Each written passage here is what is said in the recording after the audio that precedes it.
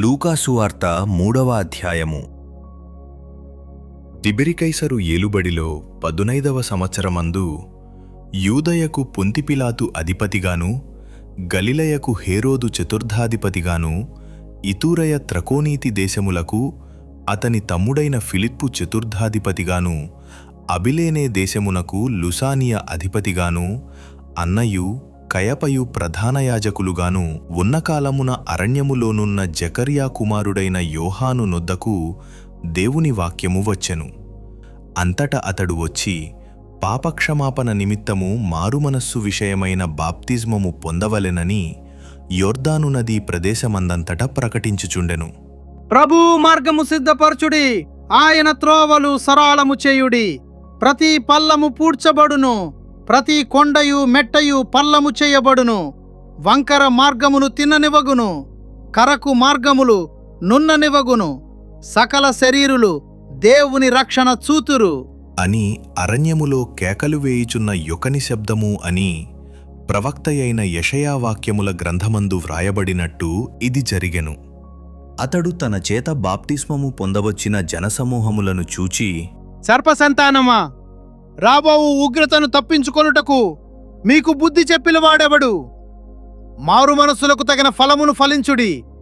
అబ్రహాము మాకు తండ్రి అని మీలో మీరనుకొన మొదలుపెట్టుకొనవద్దు.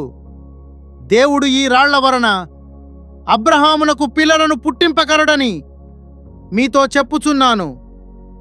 ఇప్పుడే గొడ్డలి చెట్ల వేరున ఉంచబడి ఉన్నది గనుక మంచి ఫలము ఫలించని ప్రతి చెట్టును నరకబడి అగ్నిలో వేయబడును అని చెప్పెను.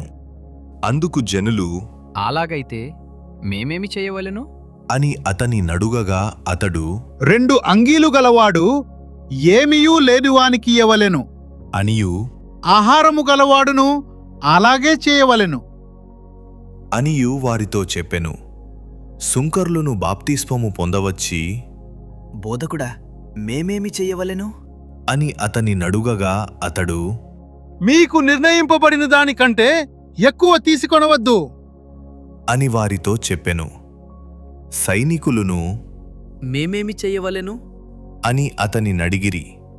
అందుకు అతడు, ఎవనిని బాధ పెట్టకయు, ఎవని మీదను అపనింద వేయకయు, మీ జీతములతో తృప్తి పొందియుండుడి అని వారితో చెప్పెను. ప్రజలు కనిపెట్టుచు ఇతడు క్రీస్తయుండునేమో అని అందరును యోహానును గూర్చి తమ హృదయములలో ఆలోచించుకొనుచుండగా, యోహాను, నేను నీళ్లలో మీకు బాప్తిస్మమిచ్చుచున్నాను, అయితే నాకంటే శక్తిమంతుడొకడు వచ్చుచున్నాడు. ఆయన చెప్పుల వారును విప్పుటకు నేను పాత్రుడను కాను. ఆయన పరిశుద్ధాత్మలోను అగ్నితోను మీకు బాప్తిస్మమిచ్చును. ఆయన చేట ఆయన చేతిలోనున్నది. ఆయన తన కళ్ళమును బాగుగా శుభ్రము చేసి తన కొట్టులో గోధుమలు పోసి ఆరని అగ్నితో పొట్టు కాల్చివేయును అని అందరితో చెప్పెను.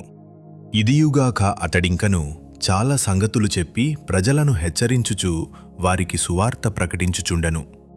అయితే చతుర్థాధిపతి అయిన హేరోదు చేసిన సకల దుష్కార్యముల నిమిత్తమును, అతని సోదరుని భార్యయైన హేరోదియ నిమిత్తమును, యోహాను అతనిని గద్దించినందుకు అదివరకు తాను చేసినవన్నీయూ చాలవన్నట్టు అతడు యోహానును చెరసాలలో వేయించెను. ప్రజలందరూ బాప్తిస్మము పొందినప్పుడు యేసు కూడా బాప్తిస్మము పొంది ప్రార్థన చేయుచుండగా ఆకాశము తెరవబడి పరిశుద్ధాత్మ శరీరాకారముతో పావురము వలె ఆయన మీదికి దిగివచ్చెను. అప్పుడు, నీవు నా ప్రియ కుమారుడవు, నీ యందు నేనానందించుచున్నాను అని ఒక శబ్దము ఆకాశము నుండి వచ్చెను. యేసు బోధింప మొదలుపెట్టినప్పుడు ఆయన దాదాపు 30 ఏండ్ల ఈడుగలవాడు. ఆయన యోసేపు కుమారుడని ఎంచబడెను.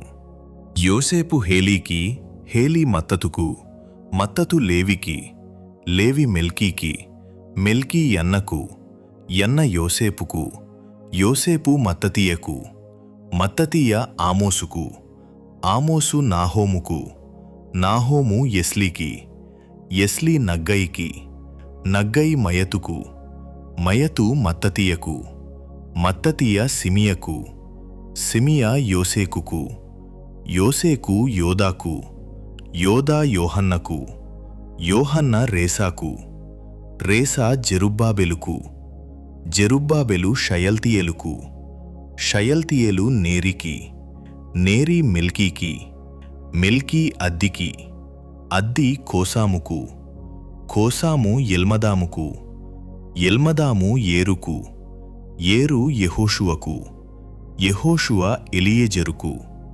ఎలియెజరు యోరీముకు, యోరీము మత్తతుకు, మత్తతు లేవికి, లేవి షిమ్యోనుకు, షిమ్యోను యూదాకు, యూదా యోసేపుకు, యోసేపు యోనాముకు, యోనాము ఎల్యాకీముకు, ఎల్యాకీము మెలెయాకు, మెలెయా మెన్నాకు, మెన్నా మత్తతాకు, మత్తత నాతానుకు, నాతాను దావీదుకు, దావీదు యెషయికి, యెషయి ఓబేదుకు, ఓబేదు బోయజుకు, బోయజు షెల్మానుకు, షెల్మాను నయస్సోనుకు, నయస్సోను అమ్మీనాదాబుకు, అమ్మీనాదాబు అరాముకు, అరాము యెస్రోముకు, యెస్రోము పెరెసుకు, పెరెసు యూదాకు, యూదా యాకోబుకు, యాకోబు ఇస్సాకుకు,